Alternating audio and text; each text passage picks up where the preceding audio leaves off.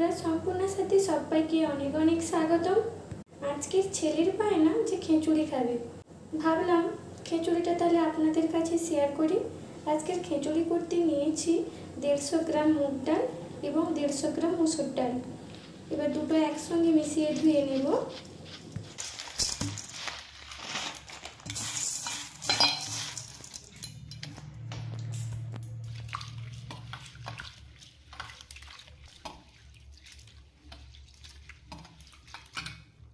ডালগুলো ধোয়া হয়ে গেছে। এবার গোবিন্দভোগের চাল নিয়েছি আমি এখানে 200 গ্রাম, চালটাও ধুয়ে নেব। আমি এখানে একসঙ্গে ধুয়ে নিতে পারতাম, বাট আপনাদেরকে বুঝিয়ে দেখানোর জন্য তাই আলাদা আলাদা করে ধুয়েছি। এবার খিচুড়িটা চাপিয়ে দেব। আমি চাল ডালের মধ্যে সামান্য পরিমাণে হলুদ গুঁড়ো দিয়েছি।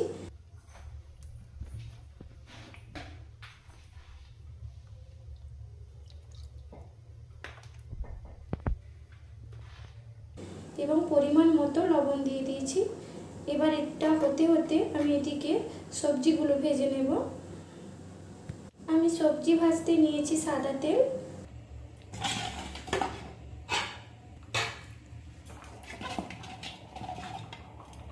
প্রথমে ফুলকপিটা ভেজে নেব।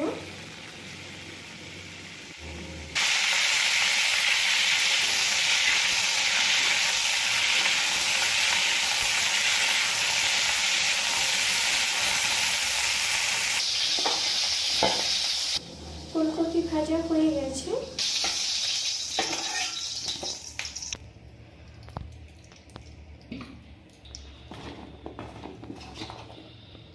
এবার আলু একসঙ্গে ভেজে নেব আর বাকি সবজিগুলো ভেজে নেব। আমি এখানে নিয়েছি গাজর, বিনস, আলু। এবার এগুলো ভালোভাবে ভেজে নেব।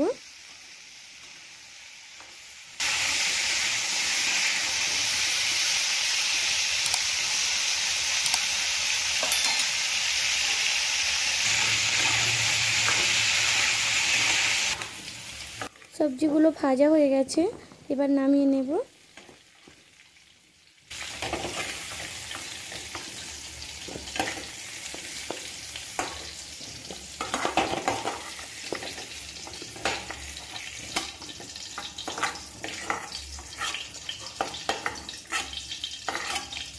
এবার এদিকে দেখুন খিচুড়িটা অনেকটা হয়ে গেছে। এবার সবজিগুলো দিয়ে দেব।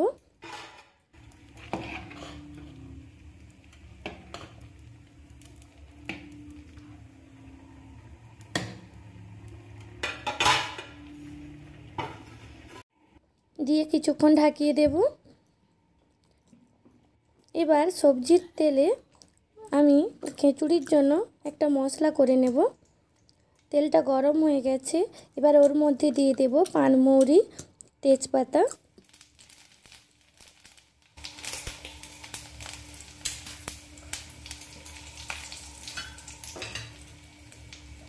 কুচিয়ে রাখা টমেটো। আপনারা চাইলে টমেটোটা পেস্ট করে দিতে পারেন, তবে এই তেলের মধ্যে টমেটোটা ভালো করে কষিয়ে নেব।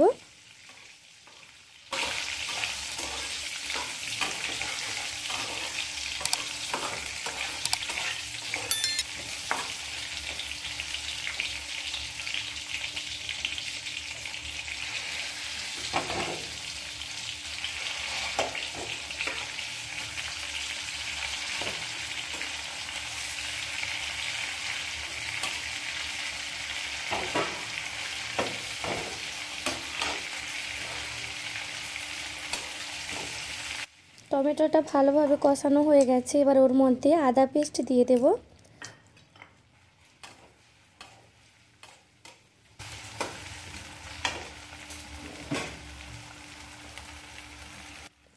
গুঁড়ো লঙ্কা দিয়ে দেব। ভালো করে নাড়িয়ে নেব আর 2-3টে শুকনো লঙ্কা দিয়ে দেব। তবে আমি এই মশলাটা কষানোর সময় তেলের মধ্যে ঘি দিয়েছি, অতি অবশ্যই ঘিটা দেবেন, তাহলে এর সেন্টটা ভালো আসে।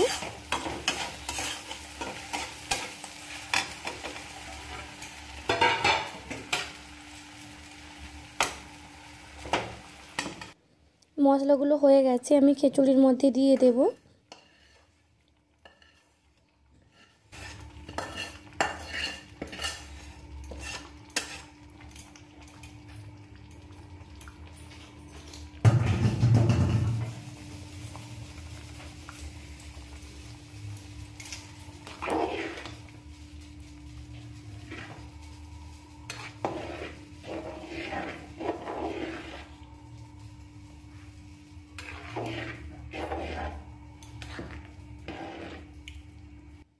এবার কিছুক্ষণ ঢাকিয়ে রেখে দেব। এবার মটরশুঁটি দিয়ে দেব। মটরশুঁটিটা আমি একটু দেরি করে দিয়েছি, যদি প্রথম থেকে দিতাম তাহলে গলে যেত। খিচুড়িটা ভালো করে নাড়িয়ে রাখতে হবে, নাহলে নিচের দিকটা লেগে যাবে।